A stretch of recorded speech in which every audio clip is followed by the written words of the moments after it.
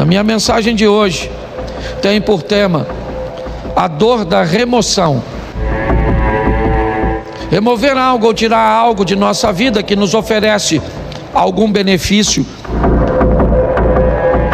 é muito desafiador. E todas as vezes que a vida, que Deus se predispõe a agir na nossa vida, para que algo ou alguém seja removido dela, essa remoção, ela vai causar dor, por medo, por sentimento de posse, ou simplesmente por conforto. Normalmente as pessoas não têm dificuldade, principalmente na igreja. Você quer colocar alguém num cargo, ninguém normalmente não te pergunta por que você está colocando essa pessoa no cargo. Aliás, ela é até perfeitamente capaz de entender que ela só está sendo colocada nesse cargo porque Deus a colocou naquele local. Mas se você precisar remover essa pessoa do cargo, normalmente ela quer uma série de informações, de justificativas para cujas quais ela está sendo removida, retirada de uma função, porque na maioria das vezes, quando algo precisa ser retirado da nossa vida, essa remoção, ela vai nos trazer algum desconforto, alguma dor. Porém, nós precisamos entender que depois que sai da nossa vida aquilo que tem que sair, só então estaremos prontos para avançar para a próxima fase. Quando nós somos capazes de entender isso, fica mais suave, menos doloroso ver pessoas partirem, ver empregos ficarem para trás, ver situações cujas quais achávamos vantajosas, expressivas e significativas partirem. Às vezes sequer elas ficam por muito tempo, porque não é o nosso destino, é apenas uma fase da nossa vida. A Bíblia inúmeras vezes nos dá exemplos sobre isso. Quando nós vemos a história da mulher de Ló, o que ela tem? Ela tem um apego àquilo que está ficando para trás. Ela está sendo arrancada, removida de sua casa, de seus pertences. Ela só está saindo basicamente com a roupa do corpo. Então a dor dessa remoção, o apego àquilo que ela está deixando para trás, faz com que ela olhe para trás, mesmo diante de uma ordenança de cuja qual ela não deveria fazer isso, ela faz desobedecendo. E sabe o que acontece? Ela não tem mais futuro, ela é paralisada por aquilo. Aquela é uma situação que a paralisa. Mas pastor, muitas vezes nós precisamos retornar, precisamos dar uma olhada, sim, mas não precisa ser num looping onde você retorna onde estava. O movimento pode parecer o mesmo, nós podemos fazer isso numa espiral, onde você volta ao mesmo lugar que estava antes, somente não é na mesma altura. Volta, mas você sabe, quando um avião pequeno, ele precisa decolar num ambiente montanhoso, você sabe o motivo pelo qual o avião do grupo Mamonas Assassinas colidiu com a Serra da Cantareira? Porque ele não tinha força suficiente para decolar como um jato. Não havia nele potência o suficiente para alcançar uma altura. O piloto deveria ter decolado utilizando um sistema de espiral. Decolaria mais baixo, então retornaria e ganharia altura para que conseguisse transpor aquele obstáculo, aquela serra. Quando a vida vai tirar algumas coisas de nós, e ela precisa tirar, e é isso que eu vou te mostrar em 3 exemplos, nós precisamos estar preparados para lidar com essa dor da perda, da separação, com a remoção, né, de algo ou de alguém que precisa ser retirado da nossa vida, porque senão nós não vamos transicionar de fase. Há quanto tempo você não muda de fase na sua vida? Há quanto tempo coisas ruins não acontecem, mas também não acontecem coisas boas? Quando você vive num dinamismo, é lógico que nem sempre coisas boas vão acontecer. A dinâmica da vida traz consigo coisas ruins, mas coisas boas também acontecem. E nós vamos vivendo e crescendo, evoluindo. Mas se nós não soubermos lidar com essa situação, nós vamos ter problemas. O primeiro texto que eu quero usar é um exemplo disso num milagre. Segundo livro dos Reis, capítulo 4, verso de número 4. Põe para mim na tela, por favor. Segundo livro dos Reis, capítulo 4, verso 4. Depois entra em casa, fecha a porta atrás de você e dos seus filhos, e derrame o azeite em todas aquelas vasilhas, e ponha à parte as que forem ficando cheias. Preste atenção na exposição desse milagre, no que a Bíblia está narrando. O milagre está acontecendo, mas todas as vezes que uma botija de azeite se enche, o que esta mulher tem que fazer é retirar essa botija, colocar uma outra no lugar e colocar essa botija para trás. Então, enquanto essa está enchendo, assim que essa enche, ela remove essa e coloca essa para que se encha. Me parece que a visão é basicamente a mesma. Aconteceu, está tudo certo, e agora o que eu faço? O que aconteceu agora é passado. Eu tenho que voltar para o ambiente onde as coisas acontecem, e não utilizar o verbo no passado. Eu tenho que entender isso. Nós não podemos ficar vivendo, né, a mesma estação o tempo inteiro. Então aconteceu, tá bom, foi bom ou foi ruim, passou, eu tenho que estar pronto para a próxima fase. Quando não lidamos muito bem com isso, nós podemos ter sérios problemas.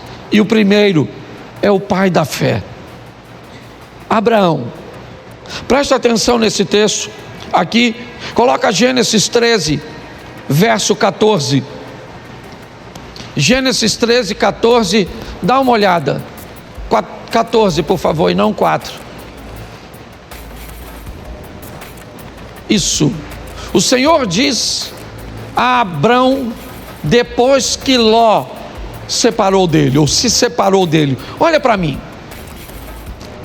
Tera tem 3 filhos: Abraão, Naor e Harã. Harã se casou e teve um filho chamado Ló.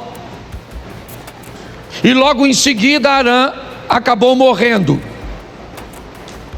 Tera deixa Naor em Ur e sai com Abrão, com Ló, com Sarai, a esposa de Abrão, em direção a Canaã. Mas eles fazem uma parada em Harã e permanecem ali um tempo. Ali, o pai de Abraão, Tera, acaba morrendo. O que Abraão tem agora é apenas seu sobrinho Ló. É apenas o sobrinho. Ele não está mais em Ur. Não. O texto é claro. Todos os restantes, né, as pessoas restantes, acabam ficando em Ur. O único que está caminhando com Abraão é Ló.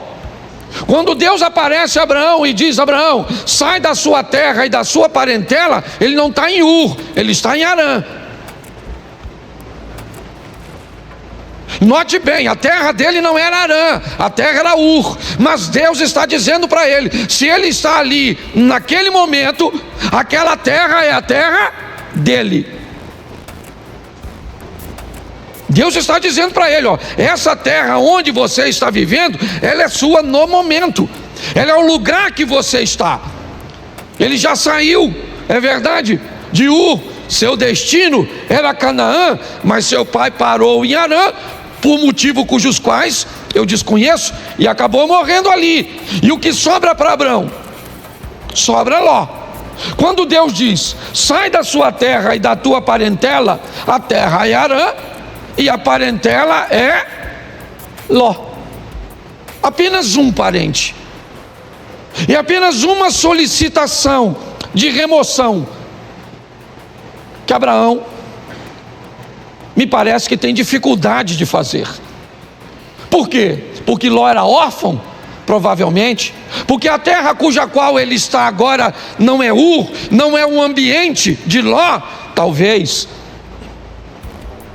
Mas o grande problema é a orientação e a ordem que Deus está dando a Abraão: deixa, está na hora de Ló sair de sua vida, porque só tinha ele, então não tinha outro. Note que é apenas uma coisa, e apenas uma pessoa, mas olha o estrago, o atraso, o prejuízo que desobedecer uma orientação do Altíssimo pode trazer para a trajetória de uma vida. Por que Abraão provavelmente tem medo, insegurança de deixar Ló para trás? Porque se ele deixa Ló, o argumento dele vai se solidificar em Eliezer, o Damasceno. Já que ele não pode ter filho, pelo menos que ele deixe sua herança para um sobrinho que ele o adotou. Pelo menos é alguém de seu sangue. Me parece que Abraão está preso nisso. Na hora de remover Ló é muito doloroso. Por quê? Porque ele é a minha segurança no que diz respeito ao futuro. Se não for ele, como é que vai ser? Pois é. Às vezes, quando Deus quer remover algumas coisas cujas quais somos apegados demais, sem ela não veríamos uma saída. O que eu vou fazer? Como é que vai ser? É a única coisa que eu tenho, é a única corda que eu tenho para me segurar. E Abraão leva Ló com ele. Ele não consegue se apartar de Ló. E eu confesso a vocês que, fora a sensação de ver seu sobrinho enriquecer, Ló não traz mais nenhuma alegria para a vida e ministério de Abraão. Nenhuma. Se você for olhar a história, é só problema, é só dificuldade, é só adversidade. Até que chega um momento que Deus diz: Abraão, não tem mais como. E aí entra o verso, coloca o verso 13, por favor, desse texto. Ora, os homens de Sodoma eram maus e grandes pecadores contra o verso 14. Disse o Senhor a Abraão, depois que Ló se separou: ergue os olhos e olha desde onde estás para o norte e para o sul, para o oriente e para o... Vamos lá. Porque toda essa terra que vês, eu te a darei a ti e a tua preste atenção, isso só acontece depois que Ló vai embora. Olha só, Abraão era rico, sim ou não? Sim. Foi a riqueza e a prosperidade que fez com que os poucos recursos da terra não fossem suficientes para sustentar os dois rebanhos. Há uma briga, um litígio entre os pastores de Ló. Então Abraão diz a Ló: escolhe para onde você vai, escolhe. Decida para onde você quer ir. Note que Abraão não está preocupado com a direção, ele está preocupado com a companhia. Enquanto Ló caminha para Sodoma e Gomorra, lembra o verso 13? O que tinha lá? Homens que viviam em grandes pecados. Abraão não. O caminho de Abraão era outro. A rota de Abraão era outra. Abraão estava disposto a andar com Deus. Era isso. Quando olhamos essa história, o que descobrimos? Que o pai da fé estava apegado e tinha dificuldade de se libertar de coisas, e aqui de laços familiares. Entenda o que eu vou falar agora. O corte do cordão umbilical, o rompimento da sua vida para com a sua família, para viver a sua própria história, precisa acontecer. É importante que você entenda isso. Existe uma nova fase para você, e você precisa estar pronto a retirar ou a permitir que isso aconteça. Se dependesse de Abraão, ele não tiraria.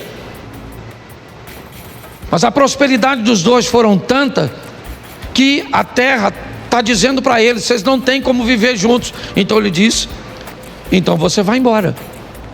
E o texto diz que assim que Ló sai da vida de Abraão, Deus disse: agora levanta os teus olhos e olha. Agora dá uma olhada. Agora não há limite.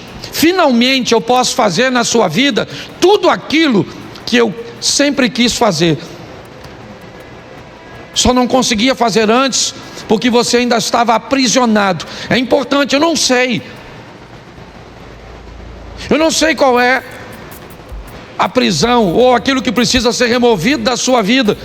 Eu sei que tem coisas, e principalmente quando o assunto são questões familiares, principalmente, é romper com uma mãe para dar um outro nível para o casamento. É romper com um filho para dar um outro nível para o casamento. Pare e pense. Muitas vezes nós precisamos não é abandonar, não. Você vai ver o que Abraão ainda vai fazer mais à frente. Mas é importante que nós entendamos isso, que depois que Ló sai da vida de Abraão, as coisas tomam um rumo totalmente diferente. Então, por mais doloroso que seja, esteja pronto para viver essa remoção. Deixa eu usar a segunda, que eu não posso deter muito tempo. Jonas 1,15. Jonas capítulo 1, verso de número 15. Levantaram Jonas e o lançaram ao mar, e cessou o mar da sua fúria. Preste atenção. Um barco está para afundar, e Jonas está nele. Qual é o problema da tempestade? É Jonas. Qual é o motivo de tudo aquilo que está acontecendo? É Jonas. Por que Jonas está ali? Porque o capitão do navio está ganhando dinheiro com Jonas. Jonas está ali porque comprou uma passagem. Jonas está ali porque tinha uma grana para comprar uma passagem para entrar nesse barco. Mas ele é um desobediente, tá certo? Mas ele está trazendo dinheiro. Mas eu não sei quem ele é. Tudo bem, não quero saber. Ele está trazendo uma grana, ele está trazendo uma lucratividade, e pautado nessa lucratividade, eu não sou capaz de selecionar quem entra na minha vida. Deixa eu fazer uma pergunta para você: quanto custa para entrar na sua casa? Quanto custa para entrar na sua família? Quanto custa? Qual é o preço de um ingresso da sua intimidade? Pare e pense. Por causa da entrada de Jonas, o capitão do navio, que não é profeta, ele não desobedeceu a Deus, não. Ele cometeu algum pecado quando vendeu o ingresso do barco dele para o Jonas? Sim ou não? Claro que não. Mas não interessa, tem alguém dentro da vida dele, tem alguém dentro do barco dele que está trazendo aquela tempestade. É só uma questão de tempo até ele afundar. Você sabe o que ele faz, o capitão do navio? Ele pega toda a carga e joga fora. Ele precisava perder a carga? Não, o problema era a carga, o problema era Jonas. Mas ele perde a carga, porque pessoas perdem aquilo que não precisava perder, quando não querem tirar o que precisa ser retirado. Você não quer tirar esse comportamento? Então tá bom, perde o casamento, perde a intimidade, perde a paz. Mas sabe por que Jonas saiu do barco? Porque o capitão procurou. O capitão está procurando, me parece, alguma coisa para jogar fora. O que ele quer é aliviar o barco, já perdeu a carga, é verdade, mas a tempestade continua. Então ele vai no porão, ele desce no porão do navio. Eu já falei isso aqui, ele desce no porão do navio, e lá no escuro do porão, deitado num lugar, está o Jonas. Porque aquilo que às vezes vai te levar para o fundo, não está na luz no convés, está no porão, escondido, quietinho.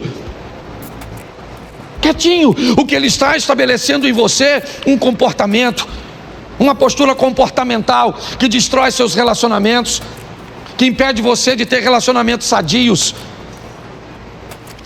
Mas quando ele procura, a Bíblia diz: aquele que pede recebe, aquele que busca acha.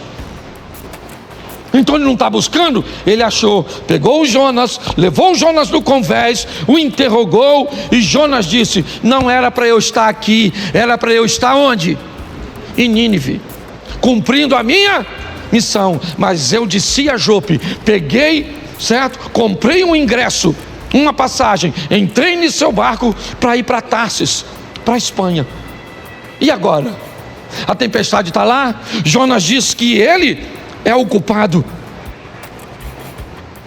Mas e agora?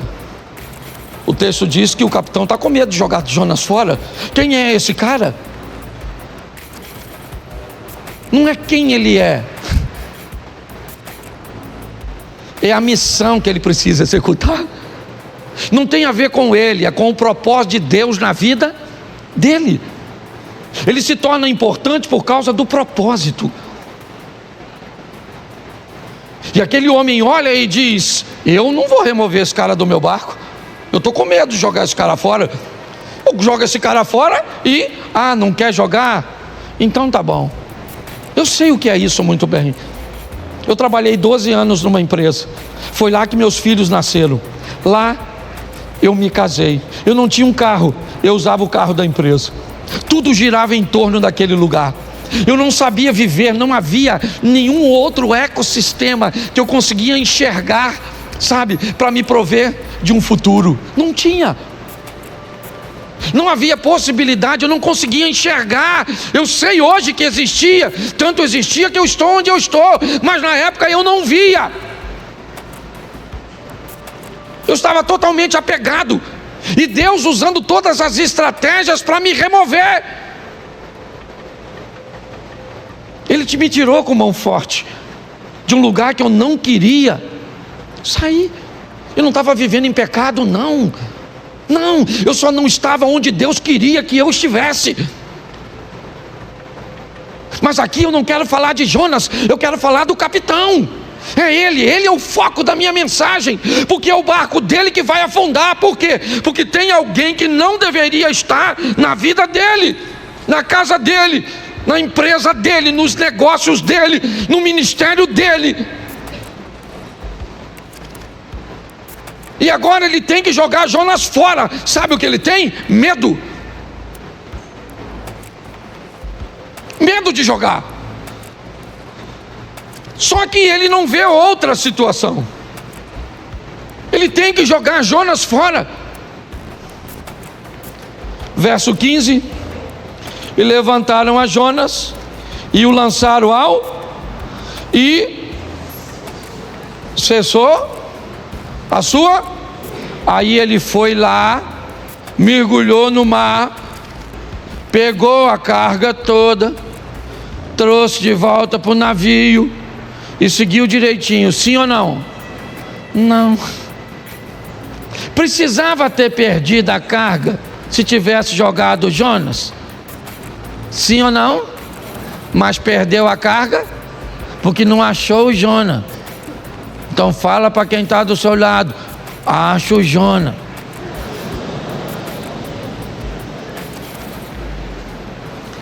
Entendeu, querido? Acho que Deus está falando com alguma pessoa aqui hoje, certo? Você nem tem barco, mas tem Jonas, tá certo? Ah, pastor, descobri hoje, o meu Jonas é o meu marido. Se Jonas é o seu marido, eu vou te dar uma notícia, dona. Afunda.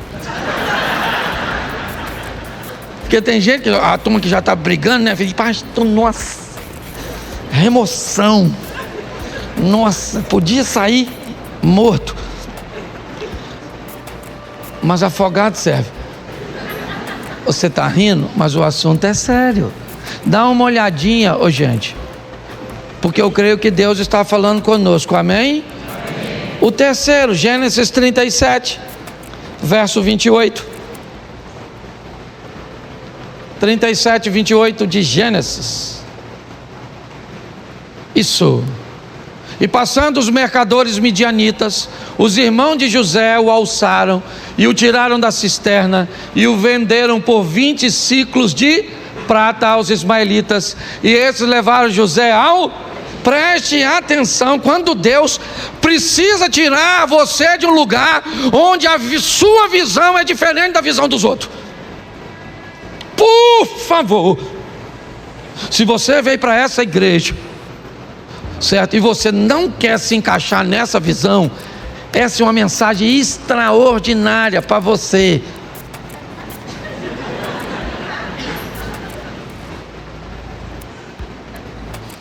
O José é um cara que ele vê o mundo, as coisas, ele aspira, seu comportamento é diferente de seus irmãos. Não cabe. Eu não estou dizendo que Rubem, Simeão, Levi, Isacar, Zebulun, Gad, Azer, Naftali, certo? Eu não estou dizendo que eles estão errados. Eu estou dizendo que há uma visão diferente. E Deus então vai remover José. Sabe o que ele é? Irmão dos caras. Sabe, ele vai ser vendido como? Repita comigo: é melhor ser um escravo na mão de estranhos do que irmão de uma família de invejosos.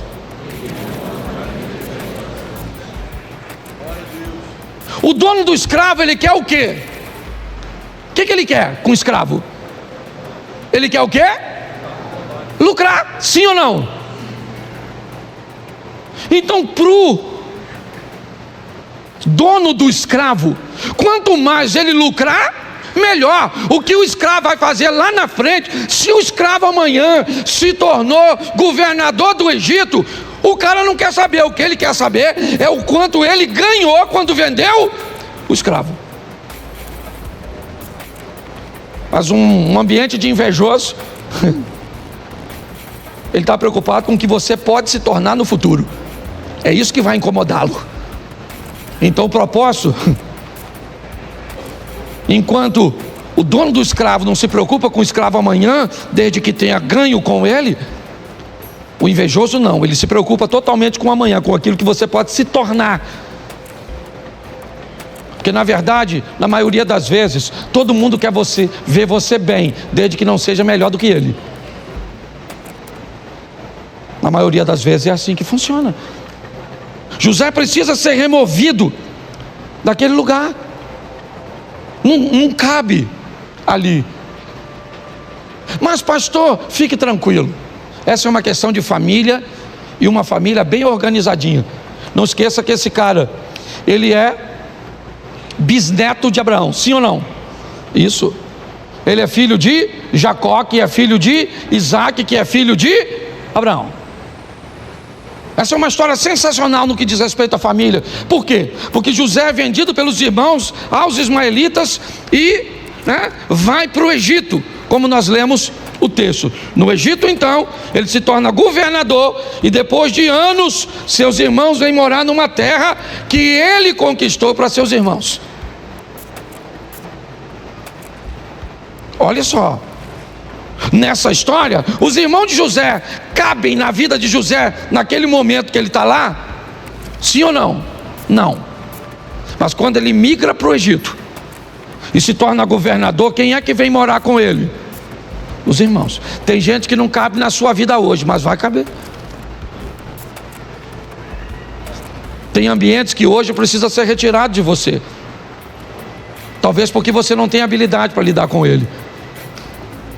Mas todas as vezes que Deus quer remover isso, ou quer remover algo, alguém da nossa vida, se esse ambiente, se essa pessoa nos traz alguma vantagem, nós vamos ter sérios problemas.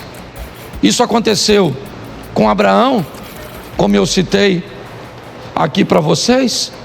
Isso aconteceu com aquele homem que teve seu navio ameaçado porque alguém não devia estar lá, e mesmo na hora de remover foi desafiador. E para José também foi difícil ver seus irmãos ficarem para trás e ele ser vendido. Hoje, o que eu entendo aqui para todos nós é que algumas coisas precisam ser retiradas, removidas. Essa palavra veio a mim quando eu ouvi aquela ministração na Slavec, onde aquela ideia de graça que me trouxe até aqui foi ampliada, não diminuída, ampliada. É uma nova fase. É importante que nós venhamos a respeitar o tempo da mudança. É um grande desafio para nós. Eu não sei se você sabe, mas a história de Abraão começa com 75 anos de idade. Isaac nasce, Abraão tem 100 anos. Foram 25 anos depois. Ele teve que vivenciar tudo aquilo. Talvez por isso ele seja chamado o pai da fé. Hoje, muitas vezes, Deus tenta remover coisas tão pequenas. Eu vou falar aqui algo, não vou expor a intimidade de ninguém, mas não sei nem se o casal que eu atendi está aqui, mas não vou citar seu nome de forma nenhuma aqui. Eu estava atendendo agorinha mesmo um casal que corre o risco de se divorciar porque a mulher tem dificuldade de remover o celular, de remover o vocabulário. E se não fizer isso, o casamento acaba. Mas ela tem dificuldade de remover, porque todas as vezes que algo precisa ser retirado, nós temos muita dificuldade. Tenta fazer uma devocional toda manhã. Tenta. E você vai encontrar com diversos obstáculos que você precisa remover. Tenta levantar de manhã, fazer a sua oração, fazer sua leitura bíblica, fazer um período de meditação. Eu não sei de quanto tempo você pode, mas tenta fazer isso. A probabilidade de você não conseguir é muito grande, porque para colocar essas coisas em prática, você vai ter que remover outras coisas que você já faz e que lhe oferece conforto. Tenta orar toda noite com sua esposa, de mãos dadas. Tenta fazer jejum pelo menos 2 ou 3 vezes na semana. Tenta para ver. Pastor, por que é tão difícil?